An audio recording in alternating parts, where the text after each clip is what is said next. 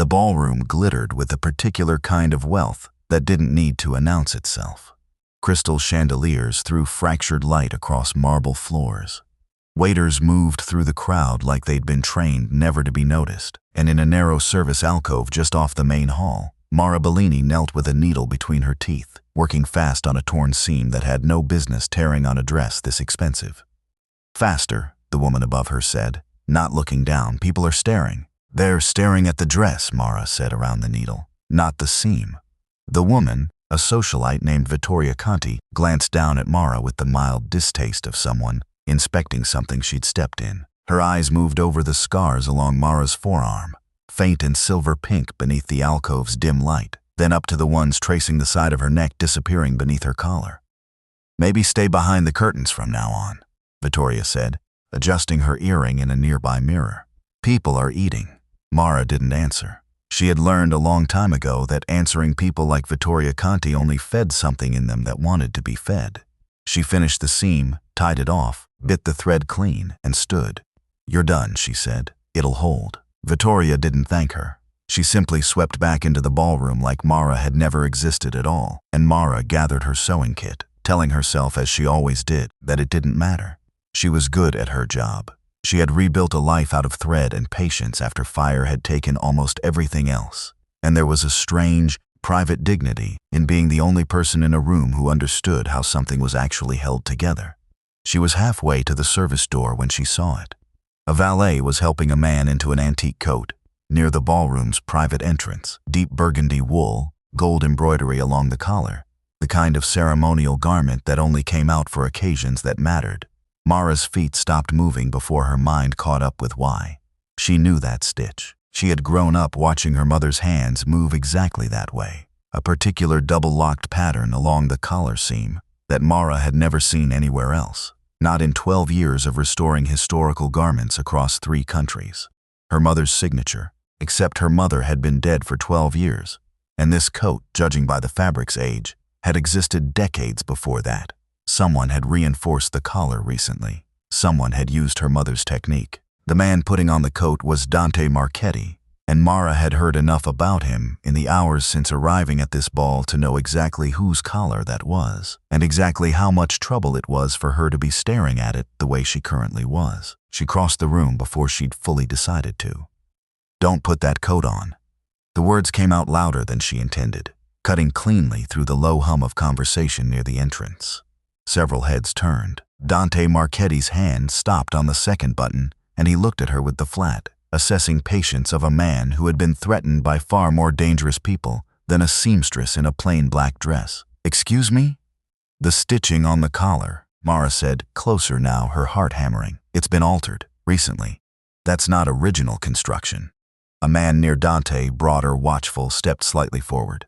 "The lady should go back to her sewing." "The lady," Mara said, "is a professional textile restorer, and I'm telling you that collar has been opened and re-sewn within the last few months, and whoever did it wasn't trying to preserve it." Dante studied her for a long moment. Then, to the visible horror of everyone near him, he shrugged the coat halfway off and held it out. "Show me." Mara took it before anyone could stop her, turned the collar inside out with fast, practiced hands, and found the seam she'd spotted from across the room. She pulled a small pair of scissors from her kit, the ones she carried everywhere out of habit, and cut. The lining split open. Nestled inside, flat against the collar's inner curve, was a small metal disc no larger than a coin, a thin wire trailing from it into the shoulder seam. The room went very quiet. "That," said the broad man beside Dante, his voice suddenly much less dismissive, "is not decoration." Dante crouched slightly, studying the device without touching it, tracking beacon, or targeting. He looked up at Mara with an entirely different expression than he'd worn 30 seconds earlier. "How did you know?" Before Mara could answer, a sound cracked through the air from somewhere above the ballroom's east balcony, sharp, distant, unmistakable. Glass shattered near the spot where Dante had been standing seconds before. Chaos erupted, guards moving in fast, guests screaming, the broad man pulling Dante bodily toward the nearest cover while shouting orders into a radio. Mara stood frozen for a moment, the ruined coat still in her hands, the small metal disc glinting under the chandelier light, understanding with a cold certainty that settled somewhere deep in her chest. that she had just saved a man's life using nothing but a needle and a memory of her mother's hands. Nobody laughed at her scars for the rest of the night. The Marchetti estate, when Mara finally saw it 3 days later, was less a house than a small, walled kingdom. Dante had sent a car for her the morning after the ball with a request, phrased politely enough to almost disguise that it wasn't really optional. He wanted to know how she'd recognized the tampering. He wanted, more than that, someone he could trust to look at the rest of the family's historical wardrobe. "We have an archive," he told her, standing in a long gallery lined with garment cases going back 3 generations. Ceremonial pieces. Some of it hasn't been properly restored in decades. "After what happened at the ball, I want everything checked." Mara walked slowly along the cases, her trained eye already cataloging damage, mothwear, improper storage, the small violences that time did to fabric when no one was paying attention. "This will take months," she said. "I have months. You have enemies who just tried to shoot you through your own coat." "I have more enemies than that," Dante said, without any particular alarm in his voice. Like this was simply a fact of his life the way weather was a fact of everyone else's, which is exactly why I want someone thorough looking at everything we own that isn't currently locked in a vault. Mara studied him for a moment. She hadn't told him yet why she'd really said yes to this job, and she wasn't planning to. 12 years ago, her mother had run a small garment factory 2 neighborhoods from here, a business that quietly, desperately, kept a dozen families fed through skilled needlework and government contracts that never quite paid enough. 12 years ago, that factory had burned to the ground with her mother inside it. The official report called it faulty wiring. Mara had never believed that, not once, not for a single day since, because 6 months before the fire, her mother had started coming home with a particular kind of exhaustion that had nothing to do with overwork. She had started locking her sewing room at night. She had started flinching whenever a car idled too long outside their building. And 2 weeks before the fire, Mara, 16 years old and curious in the reckless way only teenagers are, had overheard her mother on the phone, voice low and frightened, saying a name Mara had never forgotten. Marchetti. She had spent 12 years believing that name belonged to the family who killed her mother. Now she was standing in their private archive with full access to every garment they'd ever owned, and she intended to use every hour of it. "I'll take the job," she told Dante. "But I work alone in here, no interruptions. If something's wrong with a piece, I need silence to find it." Understood. He didn't ask why silence mattered so much to her. She was grateful for that, at least in the beginning. The work consumed her the way it always did, hours disappearing into the careful unpicking of old seams, the cataloging of thread types, the slow, patient conversation between her hands and fabric that had outlived the people who wore it. 3 weeks in, she found the first anomaly. A formal gown, decades old, belonging to someone the family records simply listed as a seamstress once employed by the household. The lining had been reinforced with stitches that didn't match the era. Newer thread, a double-locked pattern, her mother's technique. Mara sat very still in the archive room for a long time after finding it, her pulse loud in her ears, the same disorienting vertigo she'd felt the night of the ball rising up through her chest. Her mother hadn't just known this family. Her mother had worked inside this house. Mara went looking for records of that employment and found almost nothing.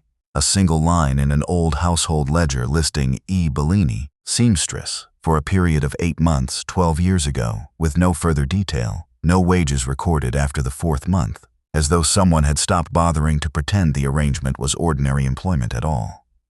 8 months, long enough to see something she wasn't supposed to see. Long enough to decide she couldn't stay quiet about it. Mara had grown up believing her mother worked exclusively at the family's own small factory, 2 neighborhoods away, sewing dresses and mending coats for a modest, respectable clientele. She had never once heard the name Marchetti spoken in connection with actual employment, only fear. Now she understood why. Whatever her mother had been doing inside this house, she had never wanted her daughter to know about it, which meant, whatever it was, her mother had believed it was dangerous enough to keep entirely separate from the life she was building for Mara. She began looking harder after that, and the deeper she looked, the more she found. A different color thread here, precise, deliberate, in places where no repair should have needed it. A stitch count along a hidden seam that repeated with unusual consistency. 3, then 11, then 3 again. A pattern that meant nothing structurally but felt, to Mara's trained eye, disturbingly intentional. She had spent her whole career reading fabric the way other people read handwriting. And handwriting, she was beginning to realize, was exactly what this was. It took her another 2 weeks to find the loose thread at the hem of an old traveling coat, one that unraveled to reveal a narrow strip of paper rolled tight inside the seam allowance, brittle with age, a fragment of a shipping manifest, a date, a quantity, a destination that meant nothing to her yet. Her hands shook as she smoothed it flat. She almost missed the second clue entirely, folded into the same seam, smaller, easier to overlook. A swatch of fabric, no larger than a fingernail, cut from a garment Mara didn't recognize, with 3 tiny knots worked into its edge in her mother's unmistakable hand. She sat with that swatch for 2 full nights before she understood what she was looking at. Her mother had left a key, not written down anywhere Isabella's people could find and burn, but stitched into the one place no one but another seamstress would think to look. A private grammar built from thread instead of language. 3 knots meant a name was coming.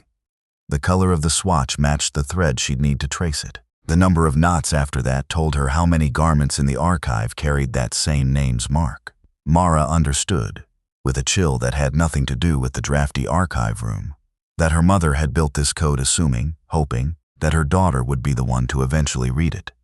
Elena Bellini hadn't been leaving evidence for police, or lawyers, or anyone who might have been paid to look away. She had been leaving it for Mara. Her mother had hidden the truth in thread because she believed someone, someday, would understand how to read it, and she had trusted that someone would be her own daughter, years before Mara had any idea that trust existed. It changed the way Mara worked after that. She stopped simply cataloging damage and started reading, garment by garment, the same way she might read a letter written in a language only she and her mother had ever shared. Every garment in this archive that carried her mother's hand was a page in a ledger no one had ever known to read. She didn't tell Dante, not yet. She told herself it was because she needed more pieces before any of it made sense. The truth was closer to the surface than she wanted to admit.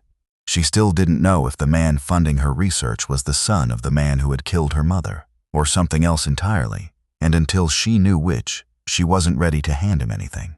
Dante, for his part, made that harder than she wanted him to. He didn't treat her like hired help.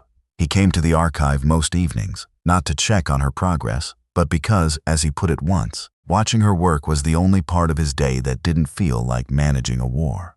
He never once suggested she cover her scars for the household's more image-conscious visitors, though she caught his assistant trying tactfully twice.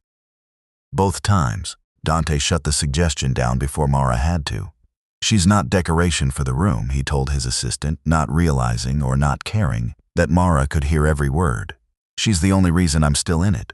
She hated how much that meant to her. Some evenings, he simply sat with her while she worked, not talking, not needing to, handing her tools before she asked for them, because he'd started to learn the rhythm of what she needed next. Once, watching her thread a needle by feel without looking down, he asked how she'd learned to work through burn scars that still, some mornings, made her fingers stiff and slow to wake up. "The same way anyone learns anything difficult," Mara said. "Badly, for a long time, until it isn't difficult anymore." That's not really an answer. It's the honest one. He didn't push further, and she found, unexpectedly, that she wanted him to. Nobody had asked her a real question about the scars in years. Most people either pretended not to see them or stared too long, and both reactions had taught her, over a decade, to simply stop expecting anyone to ask at all. Dante asked, and then waited, patient, for whatever answer she chose to give. She gave him more of the truth than she'd planned to. "There were 3 weeks after the fire," she said, "where I couldn't hold a needle at all. My hands wouldn't cooperate. Everyone told me it was the nerve damage. It wasn't, not entirely. Some of it was that I couldn't stand to touch fabric without thinking about the smell of smoke. What changed? I ran out of other things to be," Mara said. "Sewing was the only thing I was ever good at. Eventually I decided I'd rather be good at something that scared me than nothing at all." Dante was quiet for a moment. "That sounds like the hardest kind of stubborn. It's the only kind that's ever worked for me." One night, weeks into the restoration, she found him in the archive after hours, standing in front of a case holding a portrait of a woman Mara didn't recognize. "My mother," Dante said without turning. "She died when I was 6. Car accident, officially. I've never fully believed that either." Mara went very still. "My aunt raised me after that," he continued. "Isabella. She's been the closest thing to a parent I've had for most of my life. Whatever else people say about this family, she kept it together when it should have fallen apart. You sound like you're trying to convince yourself of that, Mara said quietly. Dante turned to look at her, something unreadable in his expression. Maybe I am. They stood there for a moment, two people separately haunted by fires and accidents that officialdom had explained away too neatly, and Mara felt something dangerous loosen in her chest, the beginning of trust she hadn't planned for and didn't know how to stop. The confrontation she'd been avoiding finally came on an evening she hadn't chosen. Dante's father, a heavy-set, tired-looking man named Salvatore, who rarely left his private wing of the estate anymore, asked to see her. Mara went, wary, her scissors still in her apron pocket out of habit more than necessity. Salvatore Marchetti studied her for a long moment before speaking. You're Elena Bellini's daughter. Mara's breath caught. You knew my mother. I knew her very well, Salvatore said, gesturing for Mara to sit. Better than most people in this house ever realized. Your mother came to me 12 years ago because she'd discovered something happening inside our shipping operations. Garments used to move things they were never meant to carry. She was frightened, and she was right to be. You're saying you didn't order the fire. I'm saying I helped her document what she found, Salvatore said, his voice heavy with something that looked, to Mara's practiced eye, uncomfortably close to grief. I gave her access to records she shouldn't have had, because I wanted the truth out as much as she did. Someone else in this family did not want that truth to exist. Salvatore's jaw tightened. The day after the fire, I received a message. Not a threat exactly, just a reminder that I had a son, and that grief makes people careless with what they say out loud. I told myself I was protecting Dante by staying quiet. Most days I know it was simply easier than facing what my silence cost your mother's memory. Mara said nothing for a long moment, turning that over. The particular shame of a man who had chosen his own safety and called it love. Your mother was close to identifying whoever was running the smuggling network beneath our legitimate business, Salvatore said. 2 days after she told me she was close, the factory burned. Mara's hands had gone cold. Who? Salvatore hesitated, glancing toward the door as if the walls themselves might be listening. I don't have proof, he said finally. Only suspicion, 12 years old and useless in any court. Who did you suspect? Salvatore's eyes flicked, briefly, painfully, toward the wing of the house where Isabella Marchetti kept her private study. He didn't say the name aloud. He didn't have to. Mara left that conversation with her mind splitting in two directions at once. 12 years of certainty about who to blame collapsing under the weight of one old man's guilt, and a new, colder suspicion beginning to take its place. She didn't confront Dante immediately. She needed proof first, not a dying man's suspicion. And the only place proof could still exist was in the garments themselves. The ledger her mother had built out of thread and desperation, waiting 12 years for someone who knew how to read it. She worked faster after that, sleeping less, cross-referencing every recovered fragment against family records, against old shipping logs Dante gave her access to without asking why she suddenly needed them. Isabella noticed the change in her, the way people who are used to controlling every room they enter tend to notice small shifts in behavior long before they understand the cause. You've been spending a great deal of time alone in the archive lately, Isabella said one afternoon, finding Mara in the workshop with fabric fragments spread across the table. Her tone was warm, almost maternal, the practiced warmth of a woman who had spent decades making people feel cared for, right up until she didn't need them to feel that way anymore. Dante tells me you're very thorough. I admire that. Not many people take the time to actually understand what they're looking at. It's the job, Mara said carefully, resisting the urge to cover the fragments in front of her. Of course. Isabella's eyes moved briefly, almost imperceptibly, across the table before returning to Mara's face. Your mother was thorough too, if I recall correctly. She had a wonderful eye for detail. Mara's blood went cold. You knew my mother. This family has employed a great many talented people over the years, Isabella said smoothly, already turning toward the door. It would be strange if I hadn't crossed paths with most of them eventually. She left before Mara could ask anything further, and Mara sat alone afterward, replaying the conversation, trying to decide whether she'd imagined the flicker of something sharp beneath Isabella's warmth, or whether Isabella had just told her, as clearly as she was ever going to without confessing outright, that she knew exactly what Mara had been looking for. Mara didn't sleep well after that. She moved the most sensitive fragments out of her workshop and into a small fireproof lockbox she kept hidden beneath a floorboard in her room. An old habit from childhood, watching her mother do the same thing with far more valuable secrets, and told herself she was being paranoid. She wasn't being paranoid. She simply hadn't yet understood how little time she had left before Isabella decided the risk of waiting had become too large to tolerate. The pattern, once she found the key to it, unfolded with brutal clarity. Thread color marked names, deep burgundy for one recurring figure across a dozen garments spanning nearly 2 years. Always present wherever the shipment numbers spiked, always absent from the pieces where the numbers looked clean. Mara cross-referenced the burgundy thread against the household's private tailoring records, the ones that noted who had personally commissioned which garments, and found the same name attached to nearly every burgundy-marked piece. Isabella Marchetti, not as a victim of the record, as its subject. Her mother hadn't just discovered a smuggling operation. She had discovered who was running it, and had spent months quietly stitching the proof into garments Isabella herself had commissioned, hidden in plain sight inside the woman's own wardrobe, because Elena Bellini had understood, with a seamstress's precision, that the last place anyone would look for evidence against Isabella Marchetti was inside Isabella Marchetti's own clothes. Mara sat alone in the archive that night, with the full weight of the truth finally assembled in front of her, and she thought, with a clarity that frightened her, that the last piece of this puzzle wasn't going to be handed over willingly. She was right. She hadn't heard Isabella enter the archive. She only realized someone else was there when the air changed, a faint chemical smell that didn't belong among centuries-old fabric, and by the time she turned, Isabella Marchetti was standing near the archive's far entrance, elegant, composed, and holding a small canister that Mara's instincts identified as accelerant a full second before her mind caught up. "You've been very thorough," Isabella said, her voice pleasant, almost warm, the voice of a woman who had spent decades making people comfortable right before she destroyed them. "Your mother was thorough, too. It's a family trait, apparently." Mara's mouth went dry. "You know who I am. I've known since the ball," Isabella said. "Your mother's stitching is unmistakable if you know what you're looking at." "I do. I made sure of that a long time ago. You killed her." "I protected this family," Isabella said, and something in her voice hardened, the warmth curdling into something far colder.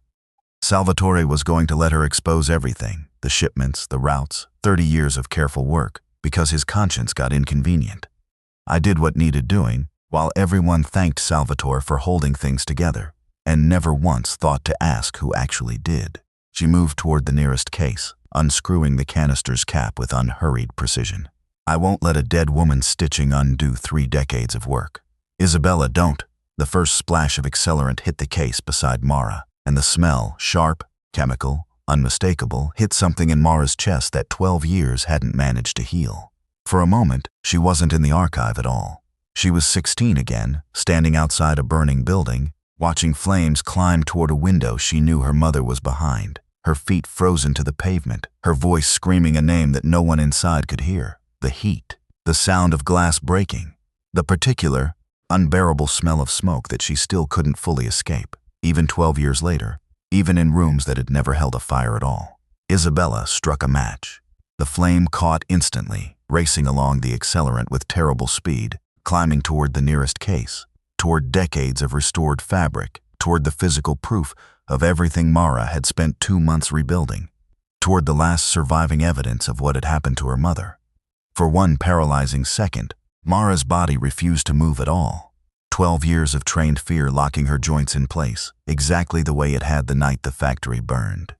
Her ears were ringing, her vision narrowed to the orange light climbing the edge of the glass case, and somewhere underneath the smoke smell, some part of her brain insisted, with the flat certainty of memory rather than reason, that she was going to lose someone in this fire the way she'd lost her mother in the last one. She could hear her own breath, too fast, too shallow, the way it had been that night 12 years ago, when a neighbor had physically pulled her away from the building because she'd tried, over and over, to run back inside. Her hands had gone cold and useless then. They were shaking now. Then she thought of her mother's hands. Steady, precise, unwilling to stop working even when the world around her had clearly become dangerous. Her mother had known, for months before the fire, that she was in danger, and had still gone into that factory every single day, still sat down at her machine, still kept working because the work mattered more than the fear. She had spent 12 years believing the first fire had taken everything. She was not going to let this one take her mother's voice too. Mara moved.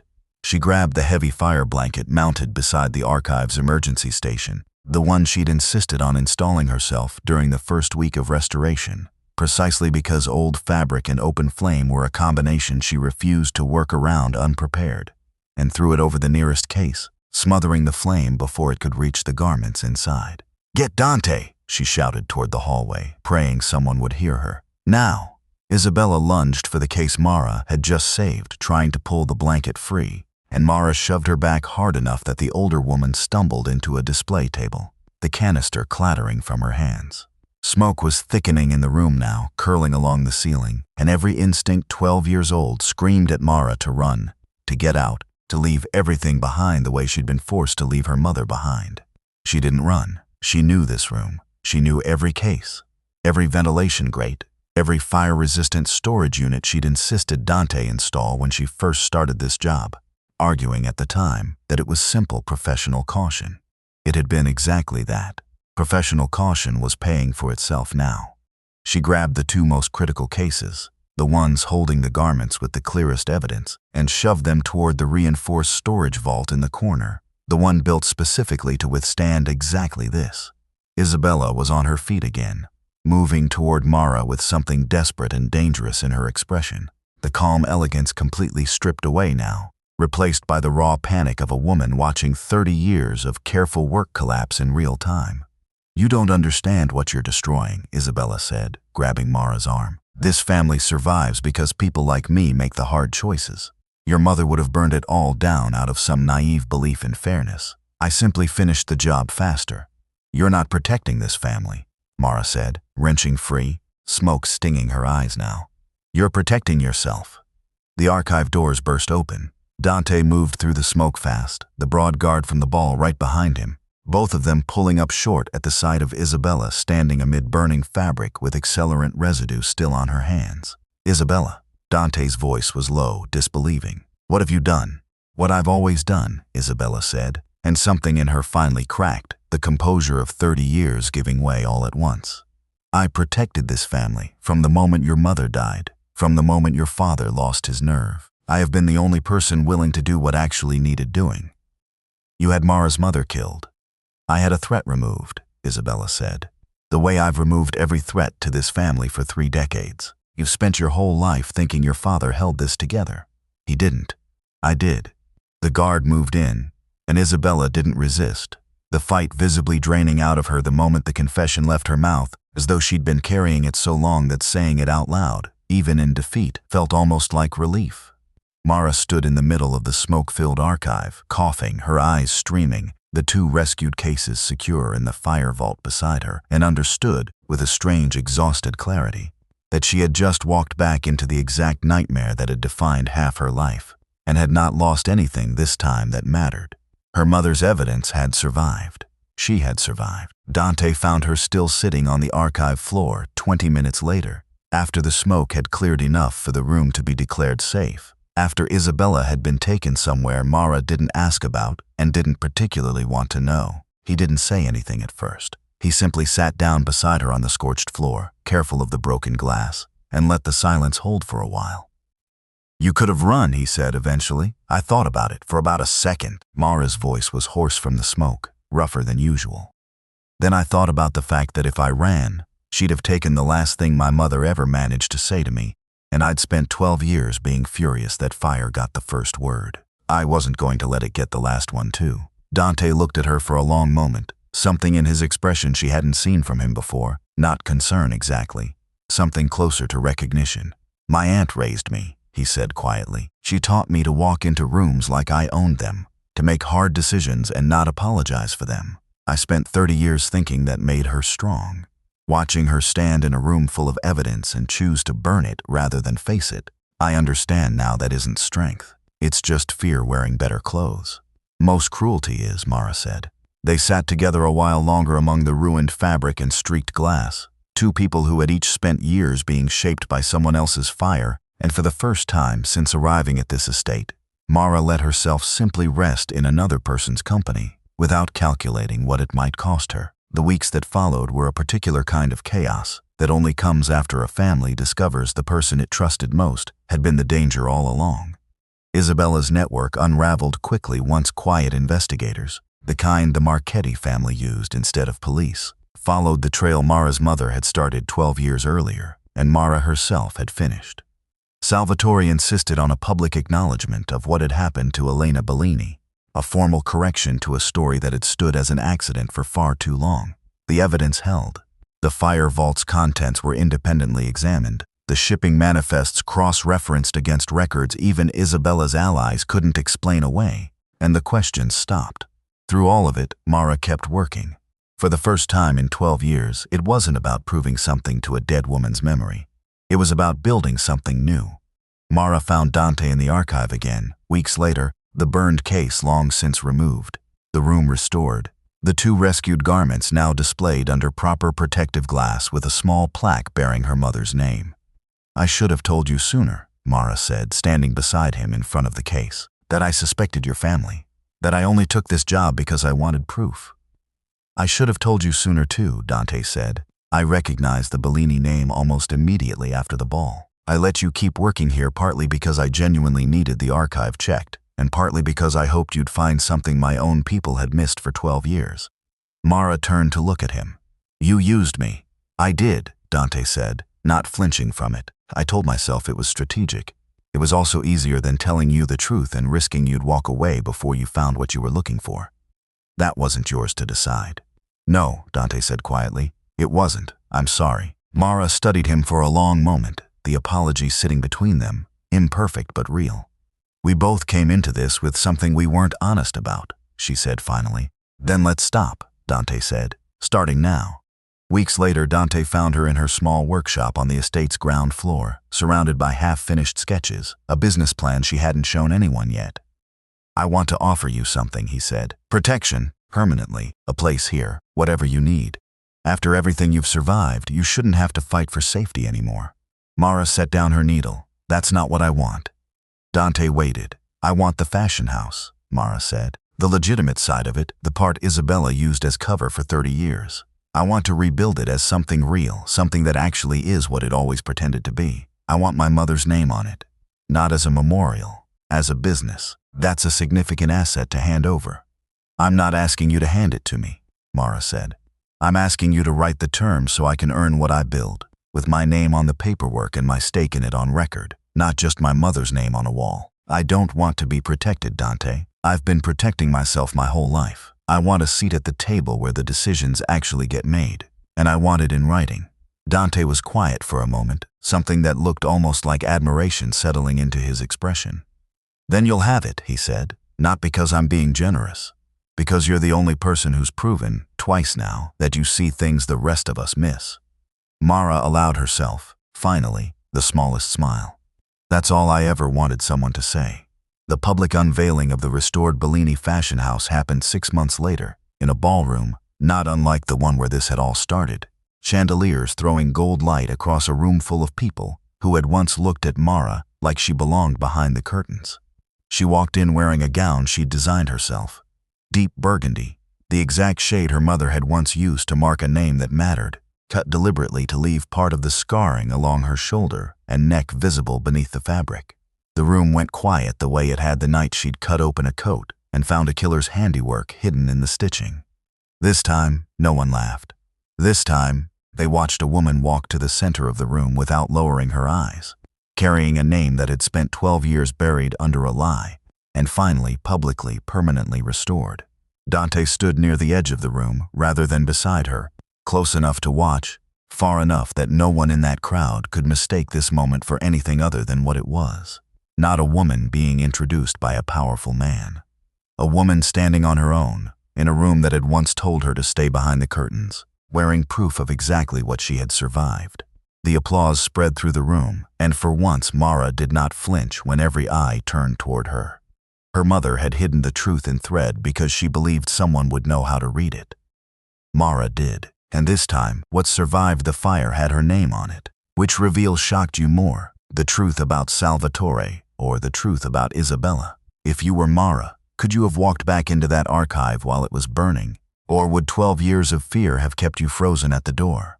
And do you think Dante deserved Mara's trust after using her to find what his own people couldn't? Or should some truths always be offered honestly from the start? Let me know what you think in the comments.